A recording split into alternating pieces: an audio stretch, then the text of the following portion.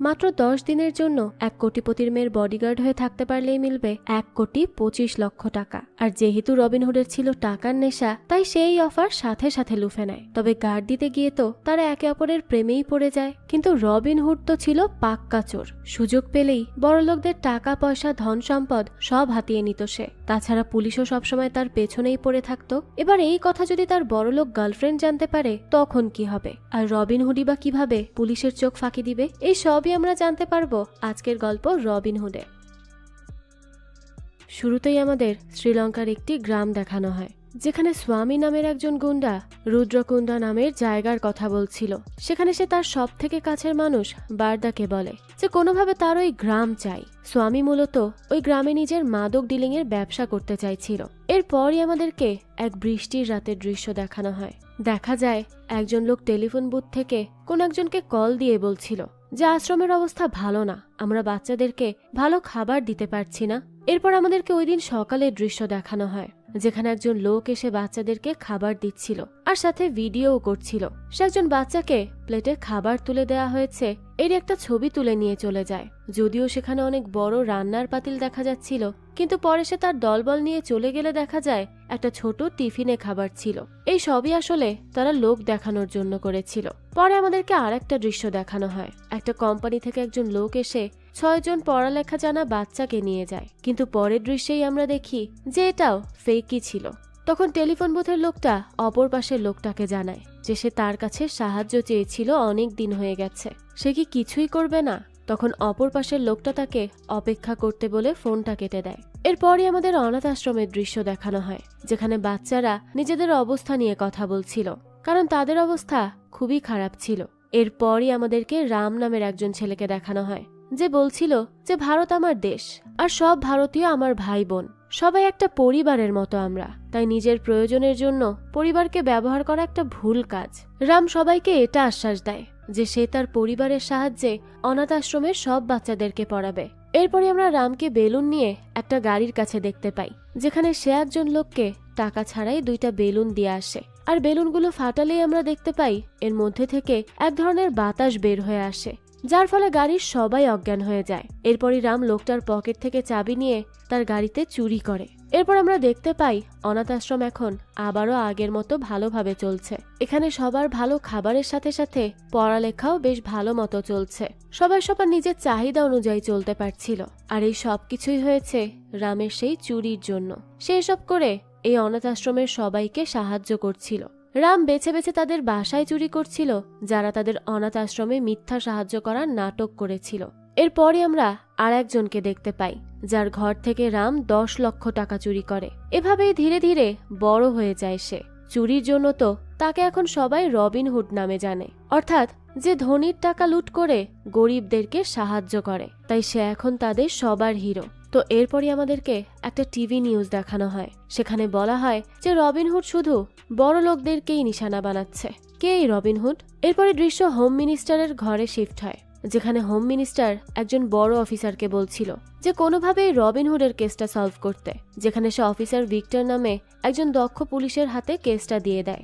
এরপরে আমাদের কাছে সরাসরি ভিক্টরের অফিসের দৃশ্য আসে। 2 জন রবিনহুডের নামে কেস করতে এসেছিল।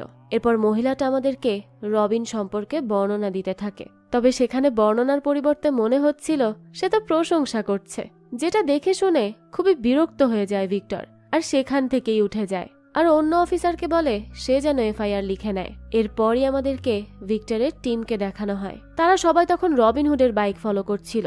এরপরে আমরা একটা সোনা চুরির দৃশ্য দেখতে পাই, যেখানে রাম তার কিছু বন্ধু বান্ধব আর পুলিশও পৌঁছে গিয়েছিল। কিন্তু রাম তো খুবই চালাকির সাথে পুলিশকে ধোকা দেয় আর সেখান থেকে সোনা নিয়ে চলে আসে। পুলিশ তো টেরও পায় না, কিন্তু ভিক্টর সেখানে একটা সিসি ক্যামেরা দেখতে পায়। এভাবেই আমরা প্রত্যেকদিন নতুন নতুন কৌশলের সাথে রামকে চুরি করতে দেখি। এদিকে ভিক্টরও তো থেমে থাকার পাত্র নয়, সেও রামকে ধরার চেষ্টা চালিয়ে যেতে থাকে। অন্যদিকে রামও চুরি করা বন্ধ করে না। আসলে রাম তো এই চুরি করত সেই অনাথ আশ্রমের জন্য, এছাড়াও সে বিভিন্ন গরিব দুঃখীকে সাহায্য করত এই চুরির টাকা দিয়েই। তার কাছে এটা অন্যায় মনে হতো না। তো এরপরে আমরা রামকে আরো একটা জায়গায় চুরি করতে দেখি, কিন্তু পুলিশ এখানে আগে থেকেই সিকিউরিটি সিগন্যাল লাগিয়ে রেখেছিল, তাই রাম লকারটা খোলার সাথে সাথেই পুলিশেরা অ্যালার্ট হয়ে যায় আর রামকে ধরার জন্য এগিয়ে আসতে থাকে। রাম তো তখন বারবার দরজা খোলার চেষ্টা করছিল, কিন্তু কোনোভাবেই দরজা খুলছিল না। দরজাটা সেখানে লক হয়ে গিয়েছিল।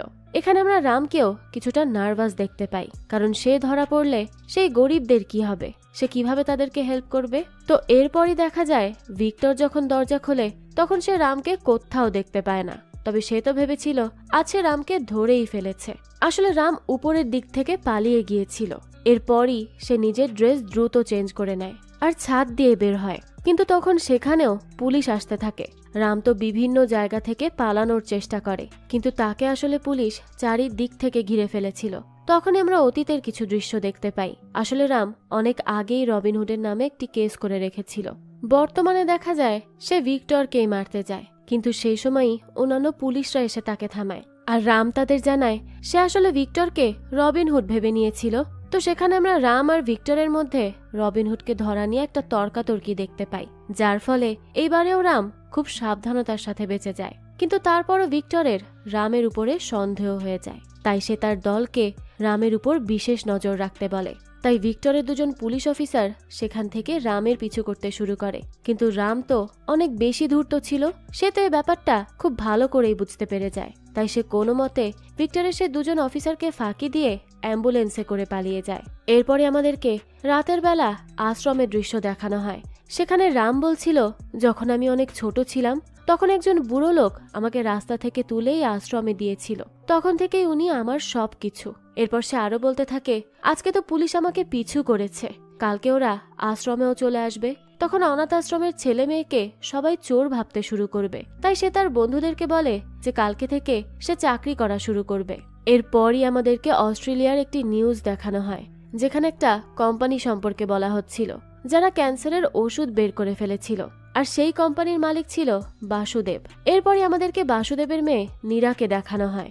দেখা যায় একটা অনুষ্ঠানে বাসুদেব আর তার মেয়েকে সম্বর্ধনা দেয়া হচ্ছে, কিন্তু যারা বক্তব্য দিচ্ছিল তারা বাসুদেবের মেয়ের নাম পড়তে না পারায় তাকে বাসুদেবের মেয়ে বলে সংবর্ধনা দেয়া হয়, যেটা নীরার পছন্দ হয় না। তার মতে সে অনেক বেশি ট্যালেন্টেড থাকার পরেও কোনো জায়গায় তার নিজের নাম নেই। কিন্তু আমরা পরেই কাহিনীর উল্টোটা দেখতে পাই। আসলে নীরা কোনো কিছু নিজের যোগ্যতায় করতেই পারেনি। সবকিছুতে যাতে সে কষ্ট না পায় সেজন্য তার বাবা তাকে সাকসেসফুল দেখানোর চেষ্টা করত সবসময়। যাক, তো এরপরে নীরার কাছে রুদ্রকুণ্ডা গ্রাম থেকে কল আসে, যেখানে তাকে একজন বলছিল যে তার দাদা খুব অসুস্থ, সে শেষবারের মতো তাকে দেখতে চায়। কিন্তু ক্যামেরার ওপাশে আমরা প্রত্যেকজন মানুষের গলায় ছুরি ধরা দেখি। আসলে এটা সেই গ্রাম ছিল যেই গ্রাম গল্পের শুরুতেই স্বামী তার পুরো দলবল নিয়ে দখল করে ফেলেছিল। আর আমরা এখন ফোনের ওপারেও যেই লোকগুলোকে দেখতে পাই সেগুলো স্বামীরই লোক ছিল। তারাই বাধ্য করেছিল সবাইকে নীরাকে কল করার জন্য। এখন স্বামী কেন নীরাকে রুদ্রকুণ্ডা গ্রামে আনতে চায় তা তো আমরা গল্পের সামনেই জানতে পারবো। নীরা তার বাবার কাছে তখন ইন্ডিয়া যাওয়ার অনুমতি চায়, কিন্তু সে সরাসরি তা নিষেধ করে দেয়। তবে পরে বাসুদেবের বন্ধু নীরাকে যাওয়ার জন্য অনুমতি দিয়ে দেয়। এরপরই আমরা নীরার সেফটির জন্য একটা সিকিউরিটি এজেন্সির কাছে কল দিতে দেখতে পাই।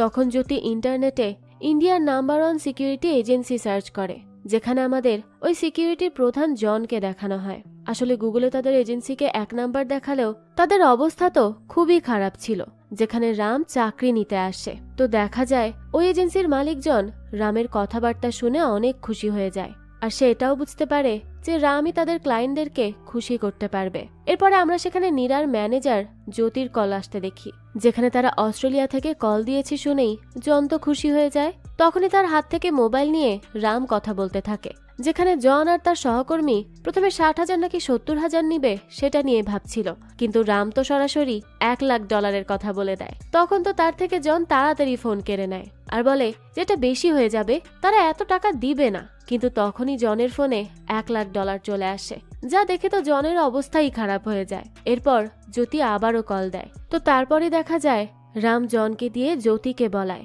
যে তারা অ্যাডভান্সের টাকা নিয়ে কাজ করবে আর বাকিটা কাজ শেষ হওয়ার পরে নিবে। এত সহজে এত টাকা পেয়ে তো জন রামকে খুব খাতিরদারি করতে থাকে। সে তো অনেক বেশি খুশি হয়ে যায়। এরপরই রাম জনের কাছে তার সিকিউরিটি টিম দেখতে চায়, যেখানে আমরা খুবই বুড়ো বুড়ো 3 জন লোককে দেখি, যাদের তো হাঁটা চলা করাই কষ্টকর হয়ে যাচ্ছিল। রাম তখন বলে এইসবে হবে না, তাদের সবকিছুই চেঞ্জ করতে হবে।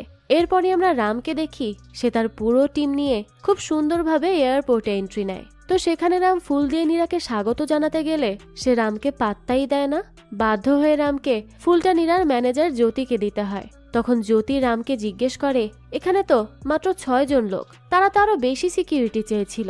তখন রাম তাকে বেশ উল্টোপাল্টা বুঝিয়ে কথাটা ঘুরিয়ে দেয়। এরপর রাম জ্যোতিকে বলে, আশেপাশে যত লোক দেখতে পাচ্ছে সে সবগুলোই তাদের লোক, শুধু তারা ছদ্মবেশে আছে। তো এরপরই তাদের গাড়ি এসে একটা হোটেলের সামনে থামে। হোটেলে ঢোকার সময় হোটেলের সামনে চাওয়ালাকেও রাম নিজেদের লোক বলে দাবি করে, আর জ্যোতিও এটাতে বিশ্বাস করে নেয়। তো হোটেলে ঢোকার আগেই নীরা জনকে বলে যে তাকে হায়দ্রাবাদের সব থেকে ভালো জায়গায় ঘুরতে নিয়ে যেতে। এরপরই আমাদেরকে আবারও হোম মিনিস্টারের ঘর দেখানো হয়, যেখানে ভিক্টর এসেছিল। ভিক্টরকে সেখানে দেখে একটা সিকিউরিটির কাজ করতে বলা হয়। তখন সে বলে যে সে তো রবিনহুডের কেসে কাজ করছে। এটা শুনে তো হোম মিনিস্টার তাকে খুব অপমান করে আর বলে যে তার নাম ভিক্টর হতে পারে, কিন্তু এই কেসে কোনো ভিক্টরি আসবে না। হোম মিনিস্টার এই কেসটা নিজেই দেখবে। তখন ভিক্টর হুট করেই বলে যে সে অসুস্থ থাকার কারণে কয়েকদিন ছুটি নিবে, যখন সে ঠিক হবে তখন সে আবারও কাজে ফিরবে। সে সময় হোম মিনিস্টার বলে যে তাকে দেখে তো ঠিকই লাগছে, তাহলে সে কেন ছুটি নিবে। সেই সময় হোম মিনিস্টার আর অন্যান্য অফিসারের সামনে ভিক্টর হুট করেই নিজের হাতে গুলি করে দেয় আর বলে যে গুলি পরিষ্কার করার সময় তার হাতে গুলি লেগে গিয়েছিল, আর এই বাহানায় সে ছুটি নিয়ে নেয়। যেটা দেখে আমরা ভিক্টরের তীব্রতা বুঝতে পারি। এসব দেখে তো হোম মিনিস্টার আর অন্যান্য অফিসাররাও খুবই অবাক হয়ে যায়। তো এরপর ভিক্টর এটাও বলে যে যখন তার হাত ভালো হবে সে তখন আবারও রবিনহুডের কেসে জয়েন করবে। এরপর আমাদের দেখানো হয় যে জন নীরাকে বেস্ট প্লেস নামে একটা শপিং মলে নিয়ে আসে। আসলে নীরা বেস্ট প্লেস বলতে কোনো সুন্দর জায়গা বুঝিয়েছিল, কিন্তু তারা তো শপিং মলে নিয়ে আসে। তো এরপর নীরা আর কথা না বাড়িয়ে শপিং মলে ঢুকে যায়। কিন্তু আমরা সেই মলের ভিতরেই কয়েকজন লোককে দেখি যারা নীরার উপর নজর রাখছিল। তো সেখানেই আমরা একজন নানকে দেখতে পাই, তার সাথে একটা বাচ্চাও ছিল।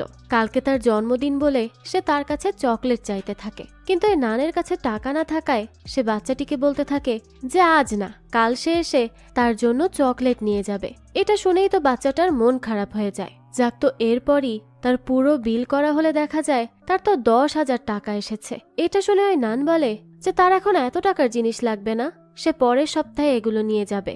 এই ব্যাপারটা দূর থেকে দাঁড়িয়ে রামও দেখছিল। তখনই আমরা রামকে দেখতে পাই, সে বিল করা লোকটাকে কিছু একটা বলতে চাচ্ছে, কিন্তু রাম বলার আগেই নীরা ওই লোকটাকে নানকে সবকিছু দিয়ে দিতে বলে আর বলে যে বিলটা সে দিবে। এটা শুনে লোকটাও নানকে বলে যে সে আজকে যাই নিবে তাই সে ফ্রিতে নিতে পারবে। এটা শুনে তো ওই বাচ্চা আর নান দুজনেই অনেক খুশি হয়ে যায়। তো এরপরে আমরা নীরাকে তার কার্ড দিয়ে পেমেন্ট করতে দেখতে পাই, কিন্তু তখনই দেখা যায় সবগুলো লাইট ফ্লিকার করতে শুরু করে আর হঠাৎই ইলেকট্রিসিটি চলে যায়। আর যখন বিদ্যুৎ আসে তখনই আমরা নীরার চারপাশে বেশ কয়েকজন গুন্ডাকে দেখি, যারা সবাই তার দিকে ছুরি ধরেছিল।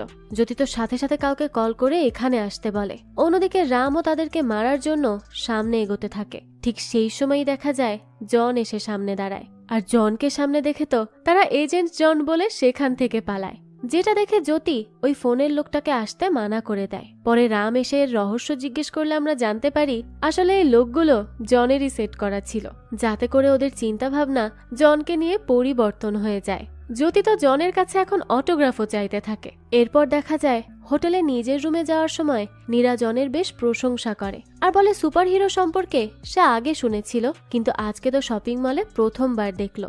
তো নীরা রুমে ঢুকার সময় রামকে গুড নাইট বলে যায়। এরপরে আমরা জ্যোতিকে সেই চাওয়ালার সামনে দেখতে পাই, যেখানে সে চাওয়ালার সততার অনেক প্রশংসা করে। আসলে জ্যোতি সত্যি সত্যি চাওয়ালাকে সেই সিকিউরিটি এজেন্সির একজন সদস্য মনে করেছিল। এই নিয়েই সে সেখানে একটা ছোটখাটো গোলমাল করে ফেলে। যাক, তো এরপরই আমাদেরকে রাতের বেলা হোটেলের দৃশ্য দেখানো হয়, যেখানে কয়েকজন লোক আসে নীরাকে নিয়ে যাওয়ার জন্য। কিন্তু দেখা যায় যে রাম ওদের মধ্যে একজনকে ছাড়া সবাইকে মেরে একদম কাবু করে ফেলে, আর ওই একজনের গলায় ছুরি ধরে জিজ্ঞেস করে যে তারা এখানে কেন এসেছে। তখনই লোকটা জানায় যে তারা এখানে একটা অস্ট্রেলিয়ান মেয়ের জন্য এসেছে। রাম তখন জিজ্ঞেস করে তো ওই মেয়েটার সাথে তার কি কাজ। তখন ওই লোকটা বলতে থাকে যে তোমাকে এটা সম্পর্কে বলতে হলে আগে আমাদের গ্রাম সম্পর্কে বলতে হবে। এরপরই লোকটা বলতে থাকে যে আমাদের গ্রামের নাম রুদ্রকুণ্ড, ওখানের মানুষরা গাছ বিক্রি করে নিজেদের জীবন ধারণ করত। কিন্তু এরপরই একদিন বিশ্বনাথ নামের একটা লোক আসে, যে গ্রামের সব লোকদেরকে গাছ কাটা থেকে বিরত রাখে। বিশ্বনাথ গ্রামের সব লোকদেরকে চাষবাস করতে শেখায়। এছাড়াও সে অনেক লোককে বিভিন্নভাবে সাহায্যও করে। কিন্তু তখনই তাদের গ্রামে স্বামী নামের এক শয়তান চলে আসে। সে এসেই বলা শুরু করে যে রাবণ লঙ্কা থেকে এসেছে, যেখানে গ্রামের প্রত্যেকজন লোককে মেরে তাদের নাম নিয়ে স্বামীর লোকজন তাদের ঘরে থাকতে শুরু করে। আর যেই তাদেরকে মানত না তারা তাকেই মেরে ফেলত। গরুর গোয়াল, চায়ের দোকান থেকে শুরু করে সব জায়গায় তারা আধিপত্য বিস্তার করে ফেলেছিল।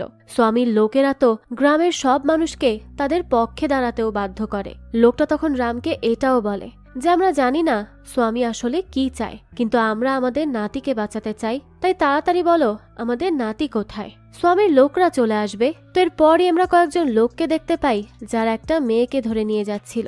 লোকগুলো তখন একে নীরা মনে করে ওদের পেছন পেছন যেতে থাকে।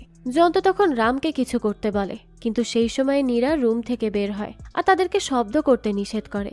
যা দেখে আমরা বুঝতে পারি যে ওই লোকগুলো যাকে নীরা ভেবে নিয়ে গিয়েছিল আসলে ওটা আসল নীরা না। তো এরপরই আমরা জ্যোতিকে দেখতে পাই, যে গ্রামের কোন একজন লোককে প্রত্যেক মিনিটে মিনিটে খবর দিচ্ছিল। আসলে জ্যোতি না জেনেই স্বামীর লোকজনকে তাদের প্রত্যেকটা কাজের খবর দিয়ে দিচ্ছিল, যার ফলেই স্বামীর লোকেরা নীরা কোন হোটেলে এসেছে সেটাও জানতে পেরে যায়। তবে ভাগ্যক্রমে সে নীরার কোনো ছবি চায়নি, যার কারণেই এখন নীরা বেঁচে গিয়েছিল। এরপরই আমরা জনকে দেখতে পাই, নিজের রুমে বসে কাঁপছিল। রাম তখন তাকে জিজ্ঞেস করে সে কি এসি বন্ধ করবে। জন জানায় সে ঠান্ডার জন্য না, স্বামীর নাম শুনে কাঁপছে। জন সরাসরি রামকে বলে যে সে দরকার হয় এই কাজ ছেড়ে দিবে, কিন্তু তাও সে রুদ্রকুণ্ড গ্রামে যাবে না। তো জন যাতে ভয় না পায় এই জন্য রাম বলতে থাকে যে এগুলো তো সে সেট আপ করেছিল, এগুলো সব তার পাঠানো গুন্ডা। যেটা শুনে জন আবার খুশি হয়ে সেখানে শুয়ে পড়ে। যাক, তো এরপরই আমরা সবাইকে রুদ্রকুণ্ড গ্রামে দেখতে পাই, যেখানে নর্মাল সাইনবোর্ডের পরিবর্তে রক্ত মাখানো মমি সাইনবোর্ড হিসেবে পথপ্রদর্শক হিসেবে ব্যবহার করা হচ্ছিল। পথে কয়েকজন মানুষকে মেরে তাদের দেহ ঝুলিয়ে রাখা হয়েছিল আর তাদের দেহ থেকে রক্ত গড়িয়ে পড়ছিল। তখন একটা লোক নীরাকে এসে বলতে থাকে যে এই লোকগুলো সবাইকে মারছে। তখনই পেছন থেকে বারদা এসে ওই লোকটার মাথার মধ্যে মারে। সাথে সাথে লোকটা নিচে পড়ে যায়, যেটা দেখে জনও বুঝতে পারে যে কালকের লোকগুলো সত্যি সত্যিই ছিল। এরপরই বারদা নীরাকে বলে যে স্বামী এখন একটা মিটিং করছে, সে আসলে সবকিছু বলে দিবে। ততক্ষণ নীরা আর সব লোক মিলে পারলে যেন নিজের দাদাকে বাঁচিয়ে নেয়। এরপরই আমাদেরকে নীরার দাদাকে দেখানো হয়, যে এখন হাঁটতে পারতো না। তাকে দুজন লোক মিলে ধরে নিয়ে আসে। এরপরই আমাদের নীরার দাদাকে দেখানো হয়, যেখানে সে বলে ইন্ডিয়ান ফার্মাসিউটিক্যাল ইনস্টিটিউট নীরার বাবাকে ইন্ডিয়াতে বিজনেস শুরু করার জন্য লাইসেন্স দিয়েছিল, যেই লাইসেন্সটা এখন স্বামী চায়। সে ওই লাইসেন্সের জন্যই নীরাকে ধরে নিয়ে এসেছে। আর যদি ওই লাইসেন্স নীরা স্বামীদের দিয়ে দেয় তাহলে এই গ্রামের মতো আরো অনেক গ্রাম নষ্ট হয়ে যাবে। তাই নীরার দাদা নীরাকে এখন এই গ্রাম ছেড়ে চলে যেতে বলে। তখন তারা সবাই মিলে গ্রাম থেকে বের হতে গেলেই বারদা তাদের উপর হামলা শুরু করে। কিন্তু সবাইকে অবাক করে দিয়ে রাম তখন পুরো গ্রাম ঘুরে আবারও স্বামীর ঘরের সামনে এসে থামে, যেটা দেখে জ্যোতি ওয়াকি টকিতে রামকে গাড়ি ঘোরানোর কথা বলে। আর তখনই দেখা যায় সেটা ভেঙে যায়, যার ভেতরে ছিল তুলা। তখন জ্যোতি রেগে গিয়ে গুলি করতে গেলে দেখা যায় সেটাও একটা খেলনা গুলি। সেই সময় জ্যোতি বুঝে যায় যে তারা এতক্ষণ ধরে তাদেরকে বোকা বানিয়েছে। অন্যদিকে আমাদেরকে রাম আর নীরাকে দেখানো হয়। রাম নীরাকে বলছিল সে যদি এখন গ্রাম ছেড়ে চলে যায় তাহলে তার পরিবার সম্পর্কে বলার জন্য গ্রামে আর কেউ বেঁচে থাকবে না। আসলে এখানে রাম পুরো গ্রামকে বাঁচানোর কথা ভাবছে। অন্যদিকে আমরা দেখতে পাই বারদার লোকেরা গেট বেঁধে দেয় যাতে কেউ পালাতে না পারে। তখনই রাম গাড়ি থেকে বের হয়ে সবাইকে মারতে শুরু করে। রামের সাথে তো কেউই পারছিল না। এটা দেখে বারদা একজন লোককে নীরাকে তুলে নিয়ে যেতে বলে, কিন্তু লোকটা নীরার কাছে পৌঁছানোর আগেই রাম তাকেও মেরে দেয়। এরপরই রাম নীরাকে জিজ্ঞেস করে যে এখন সিদ্ধান্ত নীরার, সে পালিয়ে যাবে নাকি এদের সাথে থাকবে। তখনই জন গিয়ে রামকে বলে যে সে 1.5 কোটি টাকার জন্য তো অনেক ভালো কাজ করছে। রাম বলে 1.5 কোটি টাকা না, 6.5 কোটি টাকা। এরপরে দৃশ্য পরিবর্তন হয়। আমাদেরকে এরপর ভিক্টরের দৃশ্য দেখানো হয়, যেখানে ভিক্টর বলছিল টাকার জন্য রবিনহুড যে কোনো কিছুর সাথেই লড়তে পারে, সে যেভাবেই হোক রবিনহুডকে ধরবেই। এরপরই আমাদেরকে রামের ফ্ল্যাশব্যাক দেখানো হয়, যেখানে সে বারদার গলার মধ্যে ছুরি ধরে। আর তাকে বলে যে রাম চাইলে বারদা সবগুলো লোককে মেরে ফেলতে পারে, আবার সে চাইলে যে কোনো সময় নীরাকে নিয়ে এখান থেকে চলেও যেতে পারে। রাম তো সরাসরি বারদার থেকে জিজ্ঞেস করে যে সে নীরাকে এখানে রাখার জন্য রামকে কত টাকা দিবে। সেখানেই আসলে তাদের 5 কোটি টাকার ডিল ফাইনাল হয়, যেটাই সে এতক্ষণ জনকে বলছিল। অন্যদিকে আমাদেরকে জ্যোতি আর নীরাকে দেখানো হয়, যেখানে জ্যোতি নীরাকে প্রথমে এখান থেকে পালিয়ে গিয়ে তারপর লড়াই করতে বলছিল, কিন্তু নীরা তো এখানে থেকেই লড়াই করার সিদ্ধান্ত নেয়। এরপরই আমাদেরকে ইন্টারন্যাশনাল মাদক ডিলারের শিপের একটা দৃশ্য দেখানো হয়, যেখানে অ্যালেক্স নামের একজনকে আমরা দেখি। সে মাদক টেস্টিং এর মাস্টার। সে যদি স্বামীর মাদক পছন্দ করে তাহলে ডেভিড তার সাথে লেনদেন করতে রাজি হয়ে যাবে। তো আমাদেরকে একজনকে দেখানো হয় যে স্বামীকে মারছিল, আর স্বামীও চুপচাপ তার হাতে মার খেতে থাকে যতক্ষণ না পর্যন্ত অ্যালেক্স জিজ্ঞেস করছে যে এটা কার মাদক। তখন স্বামী নিজের পরিচয় দেয়। এরপরে আমরা অ্যালেক্সকে ডেভিডকে কল করতে দেখতে পাই। ডেভিড তখন স্বামীর থেকে দাম জানতে চায়। সে বলে টাকা জরুরি না মার্কেট। এরপরই দেখা যায় যে লোকটা প্রথমে স্বামীকে মেরেছিল, স্বামী এখন সেই লোকটাকেই বলে যে তুমিও এখানে কারো জায়গা নিয়ে এসেছো, আর এখন তোমার জায়গা আমি নিয়ে ফেলেছি। এটা বলেই সে সেই লোকটাকে চেপে ধরে। সে এতটাই জোরে চেপে ধরে যে তার মেরুদণ্ডের হাড্ডি ভেঙে যায়। পরবর্তীতে আমাদেরকে নীরাকে দেখানো হয়, যেখানে জ্যোতি তাকে তখনও গ্রাম ছেড়ে চলে যাওয়ার কথা বলছিল, কিন্তু নীরা তো রামের কথায় এতই মোটিভেটেড হয় যে সে কোনো মতেই যেতে চাচ্ছে না। এরপরই আমরা নীরা আর রামকে কথা বলতে শুনি, যেখানে তারা কোথায় থাকবে এটা নিয়েই কথা বলছিল। আমরা তাদের পরবর্তীতে থাকার জায়গা দেখতে পাই, যেখানে জন এসে রামকে জিজ্ঞেস করে যে সে আসলে কত টাকা পাবে। সে কখনো বলছে 1 কোটি, কখনো বলছে 5 কোটি। তখন রাম তাকে আরো দুশ্চিন্তায় ফেলে দেওয়ার জন্য বলে 5,000 কোটি। তখন জন বলে কারো অসহায়ত্বের সুযোগ নিয়ে তার কাছ থেকে এত টাকা হাতিয়ে নেওয়া ঠিক না।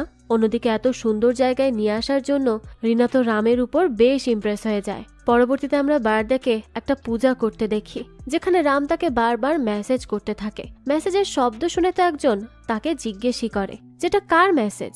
উত্তরে বারদা বলে স্বামী তাকে মেসেজ করছে।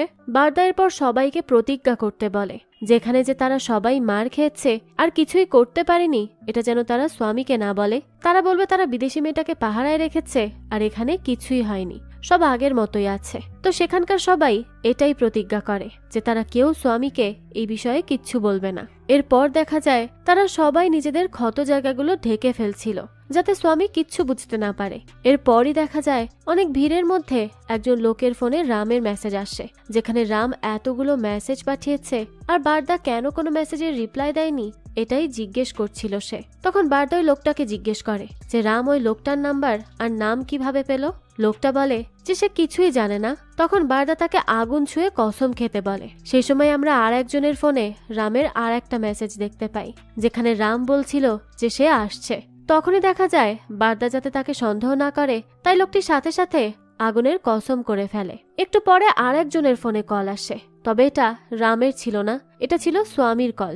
সে কল করে জানায় যে সে আসছে। তখনই আমাদেরকে স্বামীকে দেখানো হয়, যেখানে বারদা তার সাথে কথা বললেও স্বামী তাকে ইগনোর করে যায়। এরপরই আমরা দেখতে পাই যে স্বামীর খুব কাছের একজনের ছবিতে মালা দেয়া, যেটা দেখে বারদা নিজেও অবাক হয়ে যায় আর সাথে সাথে ভয়ও পায়।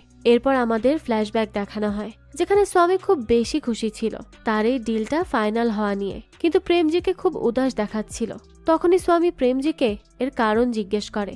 সে বলে সে বিজনেসটা চায় না, যার ফলে স্বামী রেগে গিয়ে প্রেমজিকে সেখানেই মেরে ফেলে, যেই রক্ত তার হাতে এখনো লেগেছিল। তো এরপর স্বামী বারদার গলায় একটা কাটা দাগের চিহ্ন দেখলে সেটার কারণ জিজ্ঞেস করে।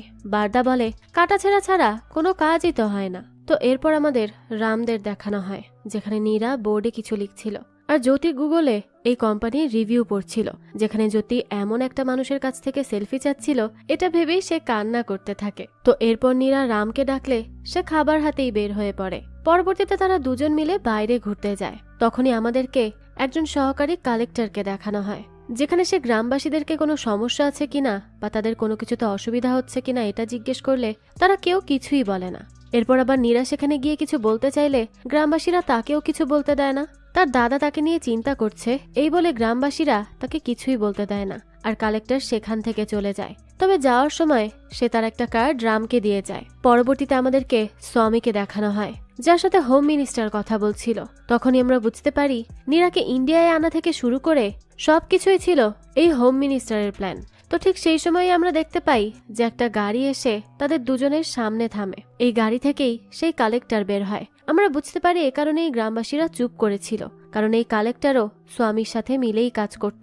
ওদিকে আমরা ওই কালেক্টরের গাড়ি থেকে নীরা আর রামকেও বের হতে দেখি। নীরা তো খুব স্টাইল নিয়ে এসে স্বামীর সামনে বসে আর তাকে একটা ব্ল্যাঙ্ক চেক দেয়। সে বলে এখানে যত টাকা ইচ্ছা তত টাকা লিখতে, সে তাকে সব টাকা দিবে, তাই সে যেন এই গ্রাম ছেড়ে চলে যায়। কিন্তু স্বামী নীরার সামনেই সেই চেকটা কেটে 2 ভাগ করে ফেলে, যেটা দেখে নীরা পুরো শকড হয়ে যায়। স্বামী এরপর নীরাকে যত দ্রুত সম্ভব লাইসেন্স নিতে বলে। এরপরই নীরাকে গাড়িতে বসিয়ে দিয়ে রাম যায় স্বামীর সামনে। সে গিয়ে ওই ব্ল্যাঙ্ক চেকটা কুড়াল থেকে ছাড়িয়ে নিজের কাছে রেখে দেয়। এরপরে সে স্বামীর দিকে তাকিয়ে বলে, দুনিয়াতে আমি প্রথম কাউকে দেখলাম যার কাছে টাকা জরুরি না, আমার কাছে তো টাকাই সবকিছু। এরপর সে বলে, বারদা আমাকে 5 কোটি টাকা দিবে বলছিল, কিন্তু ও আমার মেসেজের রিপ্লাইও দিচ্ছে না, আমার কলের অ্যান্সারও দিচ্ছে না, আর আজকে সকালবেলাও আমাকে হোয়াটসঅ্যাপে ব্লক করে দিয়েছে সে। এই বলে রাম বারদাকে বলে, মনে হয় ওই দিনের মারটা ঠিক ছিল না বারদার জন্য, যেটা শুনে তো বারদা পুরো অস্বীকার করে। সে বলে, স্বামীর মানুষকে মারার মতো এত সাহস আছে তোমার মধ্যে? তখনই রাম বলে, তোমরা জানো না, স্বামী এই পুরো গ্রামের মধ্যেই ক্যামেরা ফিট করে রেখেছে। আমরা যে কালেক্টরের গাড়িতে উঠেছি এটা কালেক্টরও জানতো না, তাহলে স্বামী কিভাবে জানলো? রাম তো স্বামীর অনেক প্রশংসা করে আর বলে সে একজন ভালো টেকনিশিয়ান। এরপরই রাম বারদাকে কোথায় কোথায় ক্যামেরা আছে এটাও দেখাতে থাকে। সে প্রথমে কাকতারুয়াকে দেখায়, এরপর তারা যে গাছের নিচে বসে মিটিং করছে এই গাছের মধ্যে একটা ক্যামেরা আছে এটা দেখায়, এমনকি হোম মিনিস্টার যে চেয়ারে বসেছে সেখানেও একটা ক্যামেরা লাগানো আছে। এটা শুনে আমরা স্বামীকে দেখতে পাই যে তো রাগে ফুঁসছিল, কিন্তু তাও সে আবার আগের মাদক ডিলারের মতো রামকেও জড়িয়ে ধরতে চায়। কিন্তু রাম বলে, স্বামী যখন তাকে টাকা দিবে তখনই সে স্বামীকে জড়িয়ে ধরবে। এসব দেখে শুনে তো স্বামী এবার রামকে মারার জন্য এগিয়ে যেতে থাকে। তখনই তাকে মিনিস্টার আটকে নেয়, কারণ এখন রামের কিছু হলে এই কথা অস্ট্রেলিয়া পর্যন্ত পৌঁছে যাবে। তো এরপরে আমরা স্বামীর মোবাইলে ডেভিডের সাথে করা সেই ডিলটার কনফার্মেশন দেখতে পাই। অন্যদিকে আমরা জন আর ডেভিডকে নীরার দাদা বাড়িতে খেতে দেখতে পাই। সেখানে একজন তাদেরকে ভাতে ডালের পরিবর্তে পানি দিয়ে দেয়। তো এরপরই আমাদেরকে নীরা আর তার দাদাকে দেখানো হয়। সে নীরাকে এখানে থেকে যাওয়ার কারণ জিজ্ঞেস করে। সে জানায় যে সে তার দাদাকে এই অবস্থায় রেখে যেতে চায় না। তো এরপরই রাম এসে নীরার দাদাকে ভালোভাবে বোঝায় যে সে কেন যেতে চায় না। সে বলে, আপনার অবস্থা এত খারাপ হওয়ার পরও আপনি এই গ্রামের মানুষের পাশে দাঁড়াচ্ছেন, আর নীরার মধ্যে তো আপনার রক্ত আছে, সে কিভাবে আপনাদেরকে এই অবস্থায় রেখে চলে যাবে? তখন তো নীরার দাদা তাকে জড়িয়ে ধরে। এরপরে আমাদেরকে একটা পূজার দৃশ্য দেখানো হয় যেখানে স্বামী বারদাকে ইগনোর করছিল। এরপর আমাদেরকে স্বামীকে দেখানো হয় যেখানে সে কালেক্টর এবং আরেকজন লোককে ফোন করছিল, তবে দুজনের মধ্যে কেউই তার ফোন রিসিভ করছিল না, ফোনটা বারবার কেটে দিচ্ছিল। এরপরই আমাদেরকে নীরাকে দেখানো হয় যে গ্রামের লোকজনকে মোটিভেশন দেওয়ার চেষ্টা করছিল, কিন্তু দেখা যায় তারা কেউই তার কথা শোনে না, সবাই চলে যায়। তখন জ্যোতি এসে বলে, কেউ তোমার উপর বিশ্বাস করে না, তোমার দাদাও তোমার উপর বিশ্বাস করে না। এদিকে আবার জন আর রাম কথা বলছিল। কথার এক পর্যায়ে আমরা এটা জানতে পারি যে আসলে স্বামীর মোবাইল রামের সেই হ্যাকার বন্ধু হ্যাক করে ফেলেছে, আর ডিল ফাইনাল হওয়ার যে মেসেজটা ছিল এটা ওই হ্যাকার বন্ধুরই কাজ ছিল। সেদিন যখন রাম কিছুক্ষণ স্বামীর সাথে কথা বলছিল তখনই সেই কাজ করেছে। যাক, এরপর আমরা নীরাকে ফোনে কারোর সাথে কথা বলতে দেখি যাকে রাম দেখছিল।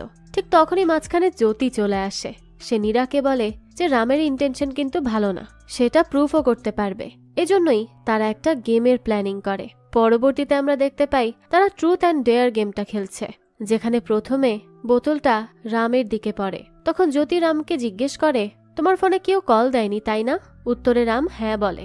এরপর বোতল আবার ঘুরলে এবারও সেটা রামের দিকে পড়ে। তখন নীরা রামকে জিজ্ঞেস করে যে তার কি কোনো গার্লফ্রেন্ড আছে। জ্যোতি তখন নীরাকে মূল কথা জিজ্ঞেস করতে বলে। তখন নীরা বলে তার সম্পর্কে আগে জানা জরুরি। উত্তরে রাম বলে সে ছোটবেলা থেকে সব ইন্ডিয়ানদেরকে নিজের ভাই বোন মনে করত, আর সত্যি বলতে সে একজন ফরেন মেয়ের জন্য ওয়েট করছিল। যাক, এরপর বোতল ঘোরে আর সেটা নীরার দিকে পড়ে, যেখানে নীরা ট্রুথ বেছে নেয়। তখন রাম জিজ্ঞেস করে যে নীরার কোনো কল আসেনি না।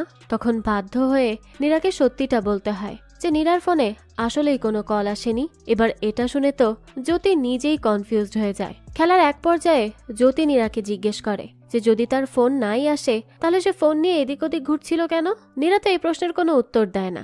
এরপরে এবার পালা আসে জ্যোতির, যেখানে জন জ্যোতিকে জিজ্ঞেস করে যে সে প্রতিদিন কোথায় যায়। জ্যোতি উত্তর দেয় ডিপ্রেশনে। তো তারা তো এদিকে খেলছিল, অন্যদিকে আমরা মিনিস্টারের ঘর দেখতে পাই, যেখানে সে তার অ্যাকাউন্টে টাকা ট্রান্সফার করার সময় রামের বন্ধু সেই অ্যাকাউন্ট হ্যাক করে টাকাগুলো সব তাদের অ্যাকাউন্টে নিয়ে নেয়। আর কোন আশ্রমের অ্যাকাউন্টে এটা গেছে এটা বোঝার জন্য স্বামীর লোকেরা সব আশ্রমের মানুষজনকে আর বাচ্চা কাচ্চাকে খুব মারতে থাকে।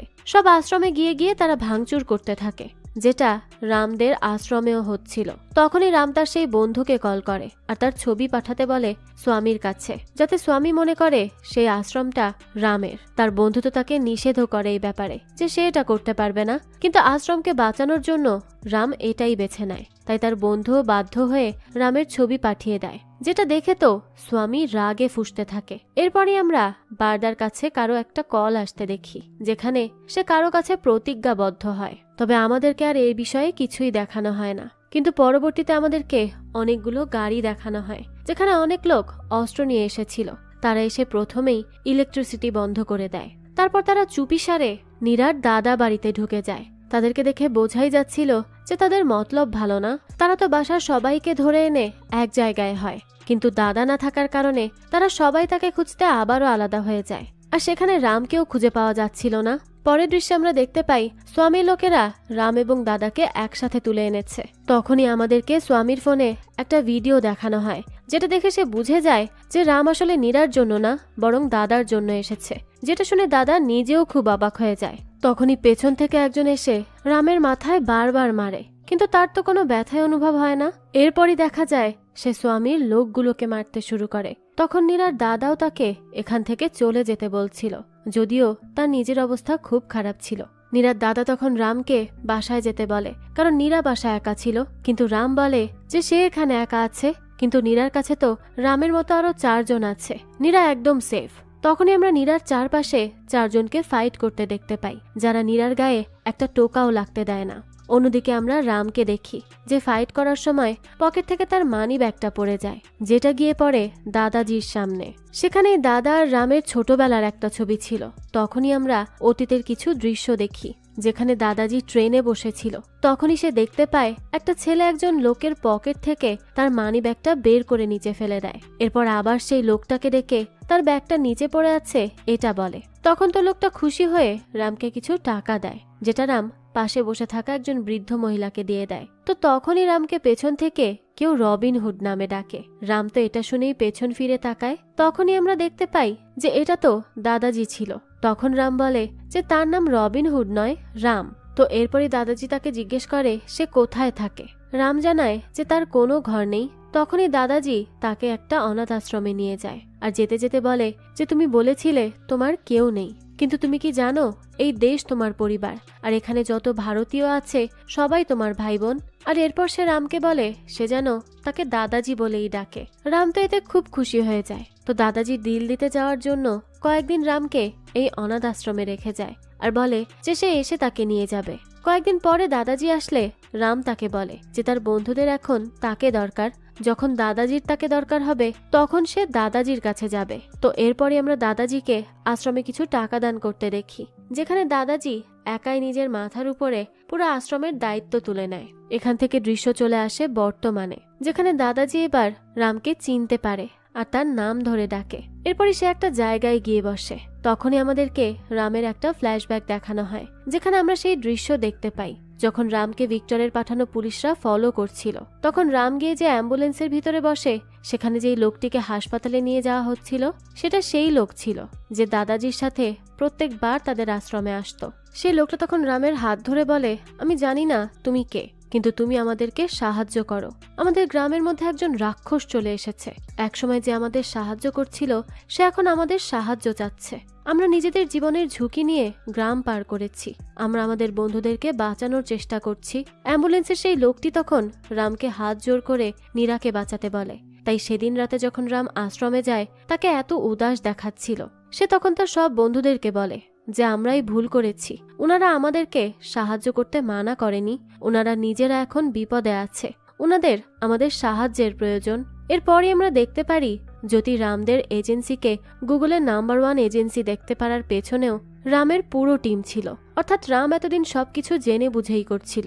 তো এরপরে আমরা রাম এবং দাদাজির মধ্যে কিছু আবেগপ্রবণ মুহূর্ত দেখতে পাই, কিন্তু সেটাকে বেশিক্ষণে স্থায়ী হতে দেয় না স্বামী। সে রামকে বলে যে তোমার যদি ব্যাকআপ প্ল্যান থাকে তাহলে আমারও ব্যাকআপ প্ল্যান আছে, যেখানে সেই পুরো মাদক ডিলিং এর ওনার দাদাজিকে বানিয়ে দেয়। সে তার ডকুমেন্টারিতেই সবকিছুর পেছনে দাদাজিকে দায়ী করে। আর সে রামকে হুমকি দিয়ে বলে যদি সে চায় এরকম না হোক তাহলে যেন আধা ঘন্টার মধ্যে স্বামীর হাতে লাইসেন্স পৌঁছে যায়। তখন নীরাও সাথে সাথে তার দাদাজিকে বাঁচানোর জন্য আর কারো কথা না শুনে লাইসেন্স বের করে ফেলে। এরপরই আমরা স্বামী আর রামদেরকে মুখোমুখি দেখতে পাই, যেখানে স্বামী রামের শুকরিয়া করার জন্য তাকে কাছে ডাকতে থাকে। আর সে এটাও বলে দেয় যদি রাম নিজে থেকে না আসে তাহলে সে পুরো গ্রামকে ধ্বংস করে দিবে। রামকে তখন পেছন থেকে তার দাদাজি অনেক নিষেধ করে যে সে যেন স্বামীর কথা না শোনে। তখনই আমরা স্বামীকে দেখতে পাই যে ওই আগের মাদক ডিলারের মতো রামেরও হাড় হাড্ডি চেপে ভেঙে দিচ্ছিল। তখনই বারদা রামের দিকে তাকিয়ে হাসতে থাকে, কিন্তু রাম তো তখন বুদ্ধি করে বারদাকে চোখের ইশারা দেয়, যেটা স্বামী দেখে ফেলে। সাথে সাথে স্বামী রামকে ছেড়ে দেয়। আসলে রাম এটা স্বামীর হাত থেকে ছাড়া পাওয়ার জন্যই করেছিল, যাতে তার বারদার উপর সন্দেহ হয়। বারদা তো তখন এসে তাকে বোঝানোর চেষ্টা করে, কিন্তু সে তো সাথে সাথে বারদার গলা চেপে ধরে। স্বামী তখন বারদাকে বলে ডিল শেষ হওয়ার সাথে সাথে সে রামের সাথে বারদাকেও মেরে ফেলবে। তো এরপরই স্বামী রামকে বলে যে যদি সে তার দাদাজি আর এই পুরো গ্রাম আর সাথে ওই ভিডিওটিকে ঠিক দেখতে চায় তাহলে যেন সেই ডিলটা ঠিকঠাক ভাবে করে দেয়। তখন বারদার রাম একটা ট্রাকে করে ডেভিডের সাথে ডিল ফাইনাল করার জন্য বের হয়ে যায়। এরপর আমরা সকালবেলা স্বামীর ফোনে একটা ভিডিও দেখতে পাই, যেখানে তার একজন লোককে খুব বাজেভাবে মারা হচ্ছিল। তখনই স্বামীর ফোনে একটা কল আসে, যেখানে অপর প্রান্তের লোকটা তাকে বলছিল যে আমি তো প্রথমেই বলেছিলাম যে ডেভিড ভাইয়ের সাথে ডিলে কোনো ধরনের ভুল হলে তারা তাদেরকে মেরে ফেলবে, যদি ডিল ঠিক সময়ে না পৌঁছে তাহলে তাদের সবার গলা কেটে দিবে সে। কিন্তু তখনই স্বামী বলে ট্রাক তো রাতের বেলায় বের হয়ে গিয়েছিল। তখন অপর প্রান্তের লোকটা বলে শুধু তো ট্রাকই এসেছে, ট্রাকের ভেতরে তো কিছুই ছিল না, আর ডেভিড ভাই এখন ইন্ডিয়ার উদ্দেশ্যে রওনা দিয়েছে।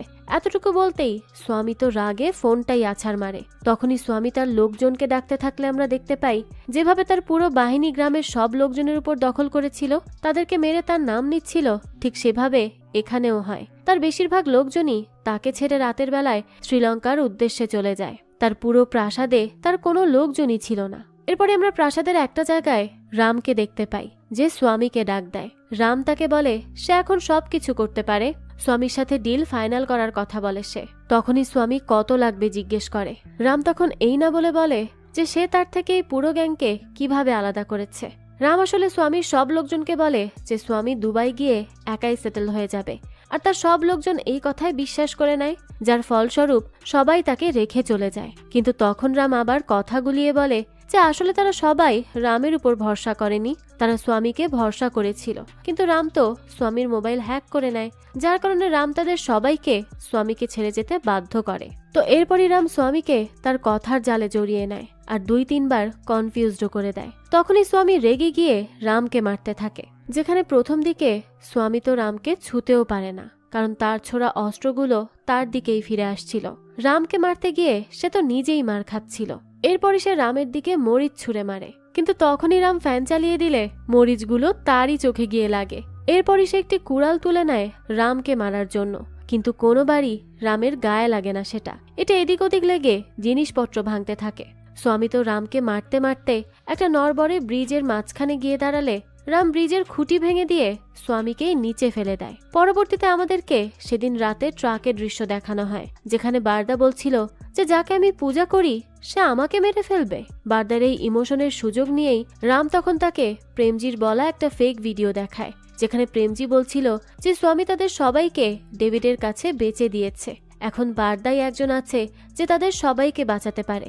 এই ভিডিওটা দেখে বারদা রামের কথা শুনতে রাজি হয়ে যায়। এরপর তো স্বামী রামের দিকে একটা বন্দুক তাক করে, তবে বন্দুকের সবগুলো গুলি রাম আগেই বের করে ফেলেছিল। ঠিক তখনই স্বামী আর রামের গা ঘেঁষে একটা বন্দুক যায়। আমরা দেখতে পাই গল্পের শেষে ফাইনালি পুলিশ ভিক্টরের এন্ট্রি হয়, যাকে দেখেই রাম তো লুকাতে থাকে আর ভিক্টর রামের দিকে গুলি করতে থাকে। তখনই স্বামী ভিক্টরকে গিয়ে বলে যে তুমি যা বলবে আমি তোমাকে তাই দিব, শুধু তুমি প্রথমে রামকে মেরে ফেলো। তখন ভিক্টর বলে তুমি মানুষের থেকে টাকা চুরি করে এখন আমাকে মারার চেষ্টা করছো রবিনহুড।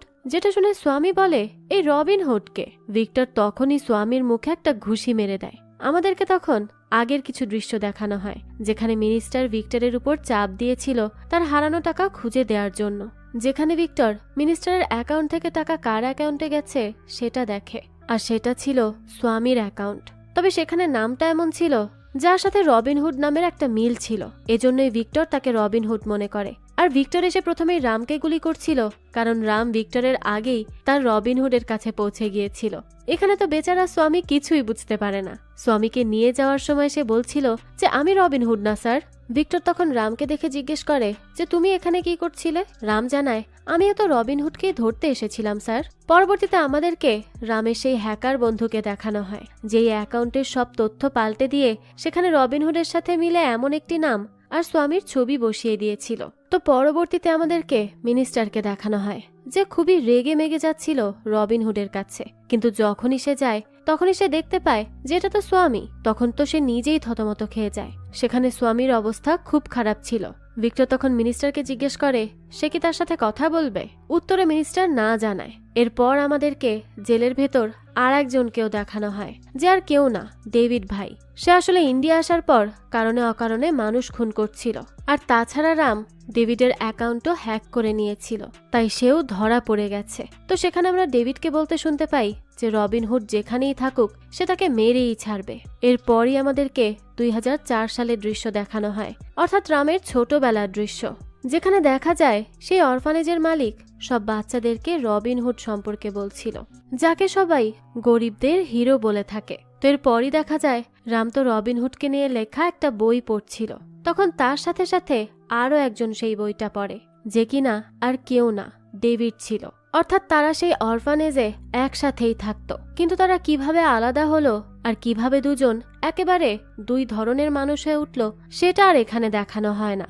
আর সবশেষে রবিনহুডের নিচে আমরা ব্রাদারহুডও লেখা দেখতে পাই। আর এই টুইস্টের মধ্যে দিয়েই আজকের এই গল্পটা এখানেই শেষ হয়। তার মানে এই মুভির পরবর্তী পার্টও আসতে চলেছে, আর সেখানেই আমরা হয়তো রাম এবং ডেভিডের ছোট থেকে বড় হয়ে ওঠার কাহিনী জানতে পারবো, আর কিভাবে তারা আলাদা হলো সেটাও জানতে পারবো। আর এখন তাদের মধ্যে যে শত্রুতা গড়ে উঠেছে এর শেষ পরিণতি কি হবে সেই সব কিছুই আমরা জানতে পারবো এর পরবর্তী পার্টে। আর এর পরবর্তী পার্ট যখনই রিলিজ হবে আমি তা আপনাদের জন্য এক্সপ্লেইন করার চেষ্টা করব। যাক, এই তো ছিল আজকের গল্প। এই গল্পটা আপনাদের কাছে কেমন লেগেছে সেটা অবশ্যই আমাদেরকে কমেন্ট করে জানাবেন। যদি এতটুকুও ভালো লেগে থাকে তাহলে একটি লাইক দিয়ে যাবেন। আর হ্যাঁ, আমাদের এই চ্যানেলে কিন্তু প্রতিনিয়তই নতুন নতুন ভিডিও আপলোড করা হয়। সেই সব ভিডিওর আপডেট পেতে আমাদের চ্যানেলটিকে সাবস্ক্রাইব করে বেল আইকনে অল দিয়ে রাখতে কিন্তু ভুলবেন না। আর একটা কথা, আপনার আমার মতো মুভি লাভারদের জন্য আমরা নিয়ে এসেছি সুলভ মূল্যে নেটফ্লিক্সের সাবস্ক্রিপশন, যেটি পেয়ে যাবেন আমাদের ফেসবুক পেজ এইচবি শপে। পেজের লিংক ডিসক্রিপশন বক্সেই দেয়া আছে। আজকে তাহলে এই পর্যন্তই, আবারও হাজির হব নতুন কোনো ভিডিও নিয়ে। সেই পর্যন্ত সবাই ভালো থাকবেন আর আমাদের চ্যানেলের সাথেই থাকবেন। ধন্যবাদ।